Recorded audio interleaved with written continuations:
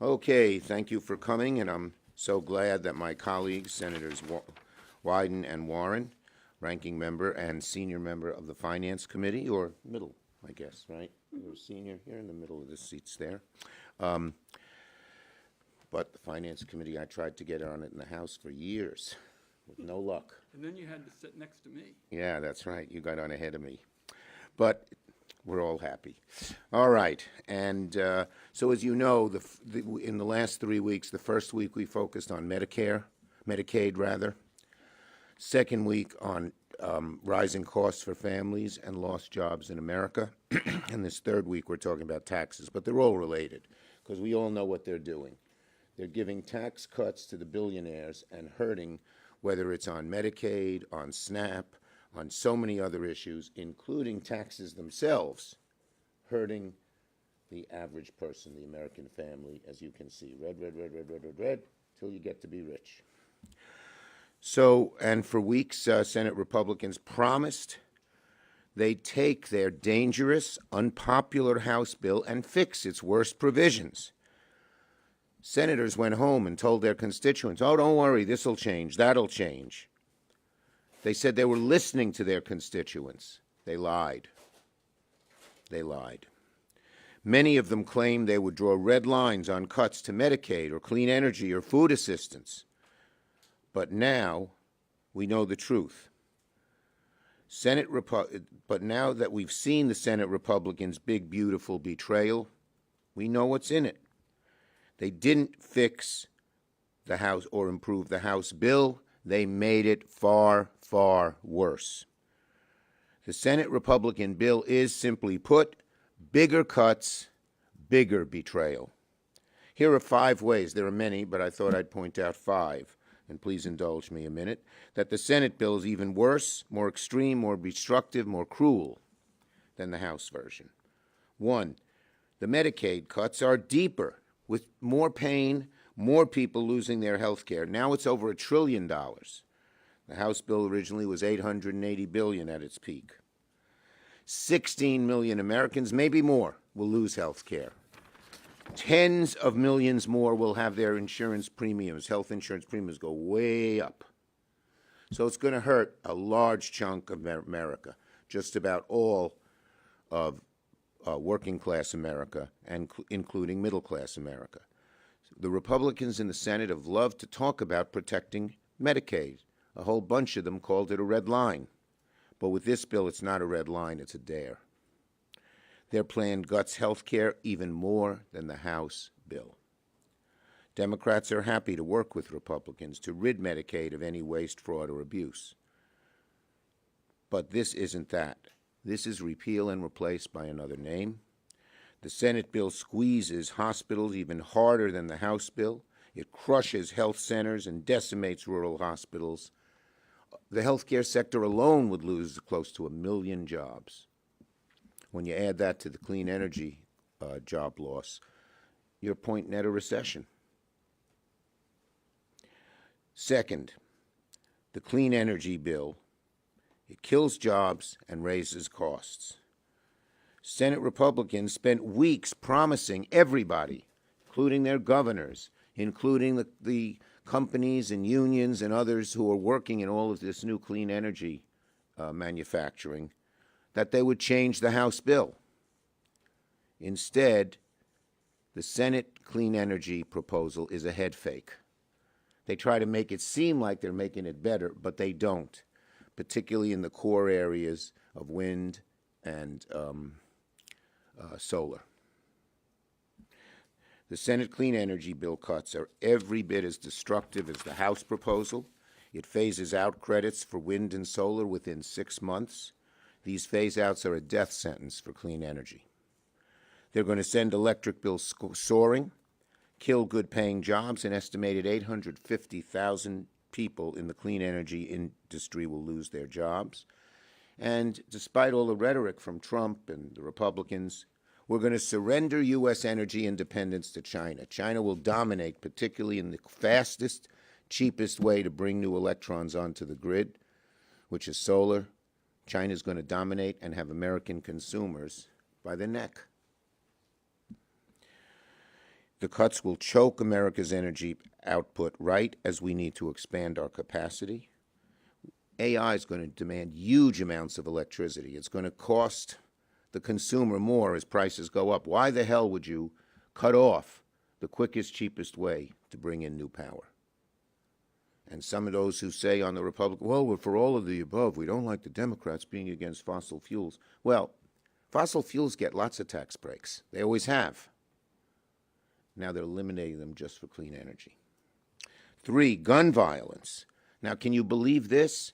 That horrible House provision on gun silencers, saying you no longer had to go through a background check to use a gun silencer, and the only people who use silencers are bad people. Cops don't like silencers. Average citizens don't like silencers. Only somebody who's going to shoot and doesn't want it to be known they're shooting.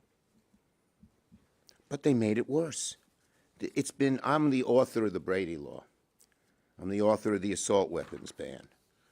I know the history. And one of the bottom lines for everybody in the past, even Republicans, is that shotguns and rifles should have background checks. Guess what? They took them away in the Senate bill. Years of history and compromise. Years of saying everyone knew that these guns were too dangerous, they took it off. Now, if they get their way, silencers, as in the House bill, and shotguns and rifles added in the Senate bill will not lead a background check. Any criminal can get them.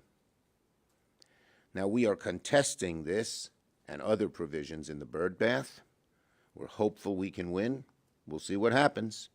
But we are contesting it in every way we can because Senate Republicans are choosing the gun lobby over the lives of our kids. I don't know what happened. I can surmise. A bunch of the right-wingers said, we didn't get all the cuts we wanted. So they said, we'll give you this. Who knows? 4th, attacking our courts. Speaking of fighting against a radical plan by the Senate Republicans, look at what they're doing to the courts. Now, you might be confused. You say, this is a tax bill. Why are Republicans trying to push something on the courts? We'll do the math. Trump is losing in court over 95% of the time. Some of us have been plaintiffs in suits. Other times we worked with other groups and we were amici or just helped them. We're winning in the courts. And you know, all too frequently, guess who's siding with us? Judges Trump appointed in his first term. The House bill would have prevented courts from enforcing injunctions if plaintiffs didn't put up massive security bonds. The Senate, not to be outdone, makes it worse, preventing courts from even issuing injunctions against the federal government in the first place if plaintiffs don't put up a massive, unaffordable to so many security bond.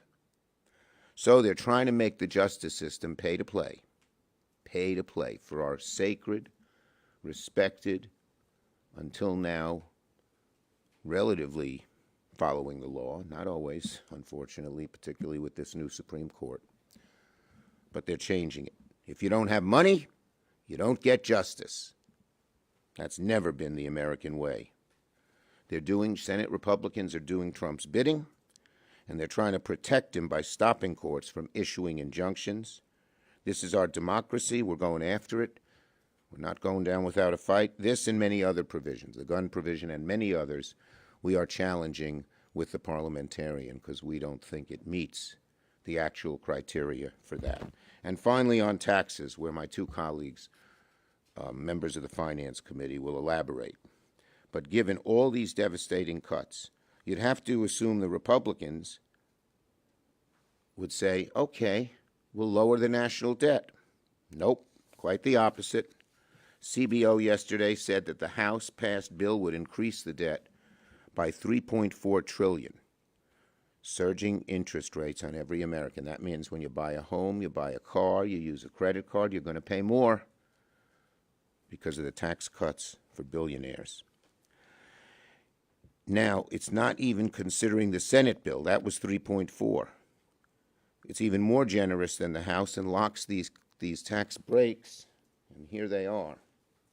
Look at the very top 10% get a nice increase in their income. Look at the others. Poorest people lose $2,500. That's a lot of money for anybody, but if you're poor, it's devastating. Under the so-called middle-class provisions, the wealthiest 0.1% get an average tax cut of $400,000. What does it mean to your family? Fewer benefits, higher costs. We're going to do everything we can with the court of public opinion and in the vote-a-rama process to show the hypocrisy of what the Republicans are doing, and to elaborate on that hypocrisy, we have Ron Wyden. Thank you, Leader Schumer, and good to be with you and Senator Warren. And let me start it this way. It is hard to grasp how anybody could look at the horrible House bill, the one they passed a few weeks ago, and think to themselves, that's not enough class warfare. That's apparently what Senate Republicans think. It is hard to believe that anybody could spend almost $3 trillion on a bill full of tax cuts and somehow increase the poverty rate in America. Senate Republicans found a way to do that too.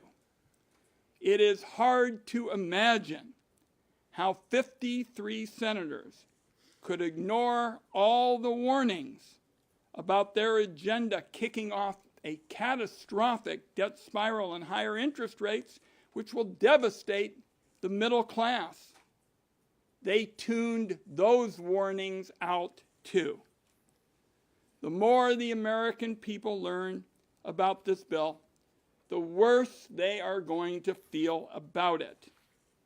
That's because there's nothing but bad news in it for them, unless they're a corporate executive or somebody who's already fabulously well off.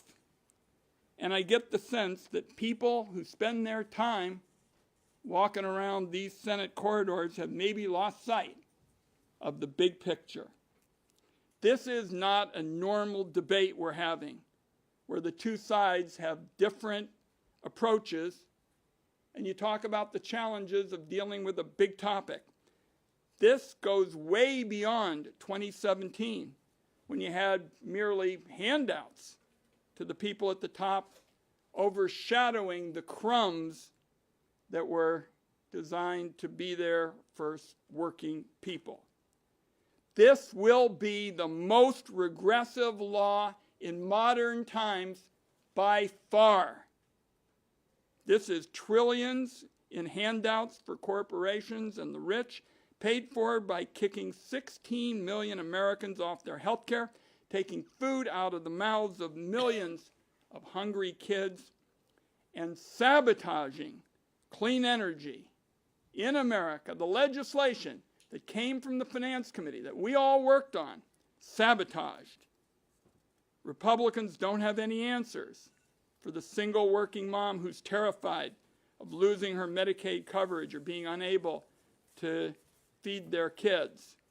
They have no answers for the solar manufacturers who are about to be put out of business in America, or the thousands of workers whose jobs they're about to eliminate. Last week, the Treasury Secretary, Mr. Bessent, came before the Finance Committee for hearing. We asked him about the carnage that I have just described, the damage that this is going to inflict on the American people. We asked him about the new analysis that says that this legislation will cause 51,000 excess deaths per year. What did he do? He just laughed off the Senate Democratic members who asked about this. He refused to engage in a serious way with these questions. The fact is, the Senate bill will drive the vulnerable into misery and drag down the middle class, all for the benefit of those at the very top and the most powerful. By definition, this is class warfare. Caviar over kids, Mar-a-Lago over the middle class, and we are going to be in this fight the fight to block this until the last dog howls. I think, Senator Warren? Yes. Thank you. Thank you, Leader Schumer. Thank you, Ranking Member Wyden. Soon to be chair again. Oi. Your mouth to God's ears. The Republican bill is a twofer. It cuts access to health care for millions of Americans, for babies, for people with disabilities, for seniors living in nursing homes, and is a giant giveaway to billionaires. Republicans get it both. They are able to be cruel to the people who need just a little help to get their health care, to be able to buy groceries for the end of the month, and they manage to make rich people even richer. This bill is another effort for the Republicans to just hand over our nation to the billionaires. I want to call out three particularly filthy provisions that are just tucked down in this bill that illustrate how give it away to the rich guys and take it away from everyone else. The first one is there's a giant giveaway to the oil industry tucked right into the middle of this bill. There's a minimum corporate alternative tax that says once profits reach $1 billion, you got to pay at least 15% on the amount over that. That's true now, if this bill goes through, for every corporation in America except the oil industry. They're going to get a special get out of paying your taxes free under the Senate version of the bill. Why? Because they don't want to pay taxes, and they've been out there making contributions to the Republican Party.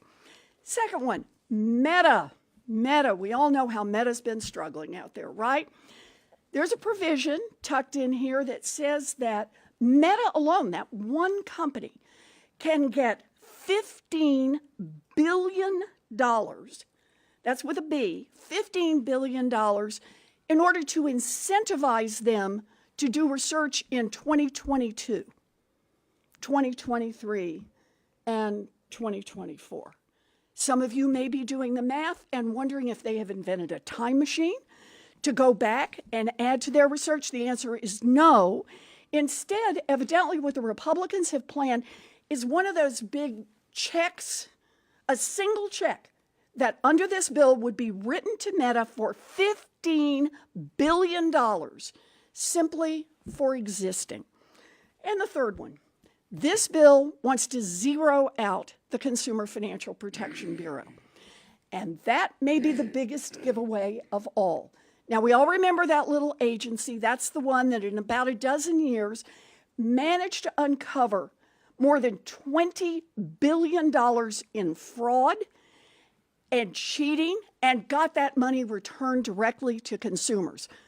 Where did that money come from? It came from giant corporations who want the opportunity to cheat American families again. You take the cop off the beat and say now it will be open season on American families. Squeeze them, cheat them, trick them, track them, however you can. And the Republicans say, have at it. That will be one more boost under this bill. So look, we're here because Democrats believe that no baby should lose access to health care so that Jeff Bezos can buy a third yacht. We're here because we believe that no one with disabilities, who needs a wheelchair, who needs a home health aide, should lose that aid, should lose that chair so that Mark Zuckerberg can buy a third island. And we're here because Democrats believe that no senior should be pushed out of a nursing home so that Elon Musk can take a rocket ship ride to Mars. Budgets are about our values. The Republicans have made clear they are willing to throw millions of Americans under the bus so they can help out a handful of their billionaire friends and those billionaire corporations. Democrats are here to fight back. Okay, we'll take some questions on this subject first. Yes. On the issue of taxes, obviously another one of the major changes from the Senate version that was made to the House version is the deduction of the SALT cap. In the House 40,000 in the Senate. It's now 10, at 10,000. What do you make of that change being from New York? And have you talked to any of your Republican colleagues at all? Because on the House side, you have some Republicans from New York, but Well, so far, and this is just from reading in the press, our House Republicans are vehemently opposed to this, not just New York, but a few other states as well. Look, this was passed by the Republicans in 2017. It was a dagger aimed at the heart of blue states, because blue states, states' rights on their own, wanted to put more money to help educate our kids, to help provide health care, to have a better environment. The right wing hated it, and that's why it was aimed at it. So I'm against the whole elimination of the deduction period.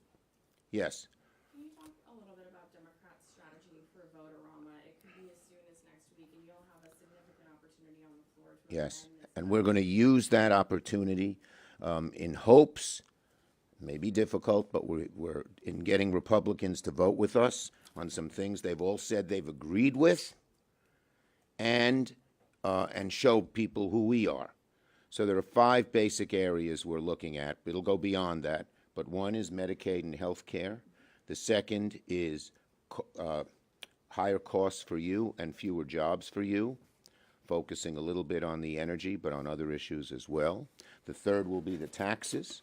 The fourth will be the corruption, the rampant corruption in this administration. And the fifth will be the deficit. All those deficit hawks on the Republican side will have a chance to reduce the deficit. Yes. You say that you hope to get some Republican support on amendments, but on issues like, say, rural hospitals, are you actually reaching out to people? Oh. We have a task force that's doing just that, reaching out to the Republican senators. In fact, we're meeting again this evening, this afternoon.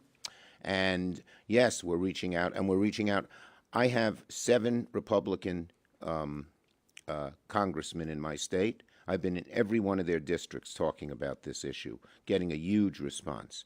Many of these hospital administrators and employees are Republican.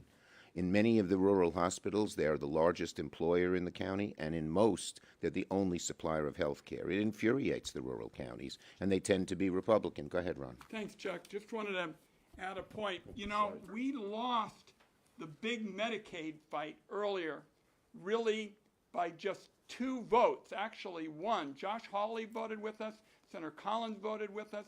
As the leader said, the public is much angrier about Medicaid today than when we had the recorded vote that we almost won a month or so ago. So we are up to this fight every step of the way, and we're going to stay at it till we win. And the AHA, which didn't like the first proposal but is now infuriated by this Senate proposal, the American Hospital Association. Yes. Thank you, Mr. Leader. This is a processy question, but it matters. You know the Senate calendar and the challenges it has. Can you help us understand how long do you think the bird bath process will take, and how do you see these next few weeks with Okay. reconciliation and rescission potentially on the board? Okay, on how long it takes, we can't really tell you because we don't have all their bills. The biggest bill, far and away, that deals with the issues that Ron, Elizabeth, and I have talked about, hasn't even been put down yet. So it's hard to tell. But the bird bath process is going to take a while. And I can't see it finishing up, by the end of this week. Okay? Yes. I'm hoping you can give a quick reaction to the Supreme Court ruling that just came in from Tennessee about the This Supreme Court seems to have forgotten that one of their jobs is to protect individual rights and protect individuals from being discriminated against. It's an awful decision. What can be done for... Well, on the floor, we had a bill that the Republicans wanted to take away these rights, and we got, I believe, every Democrat voting against it, so it failed because it needed 60 votes. So we're going to explore every solution. Okay? Last one. What, if any, authority does the president have to act in Iran? Do you plan on backing Senator Kane's War Powers Act resolution or Senator Warren's bill that would prevent funds from being dispersed? Well, Senate Democrats, if necessary, will not hesitate to assert our prerogatives and our ability on this bill. Will you get behind either of those measures? As I said, we will not hesitate. Thank you, everybody. Have you gotten any briefings from the administration Have we gotten any briefings? Yes, we've gotten briefings, and I have requested that we get an all senators classified briefing. Okay? Do you think you'll be successful in getting that? I hope so. Have they been I believe we will. I believe we will. Thank you. Thanks, everybody. Yep, good.